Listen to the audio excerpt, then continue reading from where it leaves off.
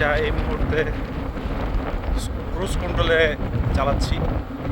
আপনারা দেখতেই পাচ্ছেন যে মিটার লক এবং এক্সেলারেটর আমার হাত নেই, আমি বাম হাত দিয়ে শুধু ধরে রেখেছি। এই বাইকটা আসলে হ্যান্ডেল করাটা খুবই ইজি। আপনার অনেকটা মনে হবে যে আপনি প্রাইভেট কারের মধ্যে বসে আছেন এবং খুব স্মুথ। আসসালামু আলাইকুম। আসলে আমার জন্য নতুন, আশা করি আপনাদের জন্য নতুন একটা ব্যাপার শেয়ার করি। ওই দিন আমি একটা মোডের ব্যাপারে বলেছিলাম, আসলে এই মোডটা কোনো কাজের না। সেটা হচ্ছে ফার্স্ট যে মোড এ, দেখতে পাচ্ছেন। আসলে হ্যাঁ, যদি যারা আসলে চালাতে পারেন, স্কুটার অথবা বাইক চালাতে পারেন, তাদের জন্য আসলে এই মোডটা কোনো কাজের না।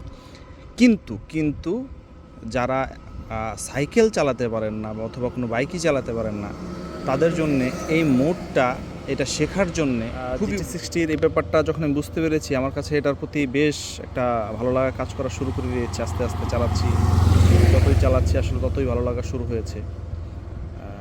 মোড এ যেটা আসলে বিগিনার যারা আছেন, যারা স্কুটি চালানো শিখতে চাচ্ছেন, তাদের জন্য অবশ্যই এটা খুবই ভালো কাজের একটা বিষয়।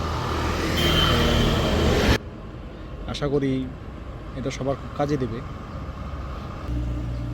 আজকে আমার এটা ফার্স্ট সার্ভিসিং শেষ করলাম, প্রায় 1000 কিলো হয়ে গিয়েছে।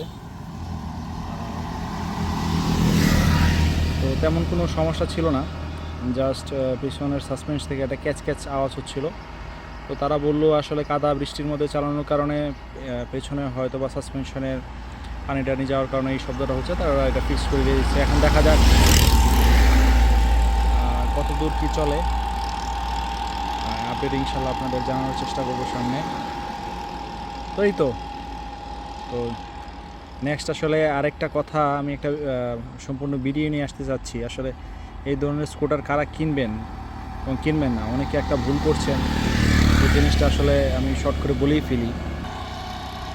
অনেকেই আছেন যে উনি অতি উৎসাহী মানুষ, যারা তেলের গাড়ি বিক্রি করে দিয়ে আপনি যাচ্ছেন যে একটা ইলেকট্রিক ভেহিকেল কিনবেন তার বিকল্প হিসেবে। আসলে এই কাজটা কখনোই মোটেই ঠিক হবে না, কখনোই এই কাজটা করবেন না।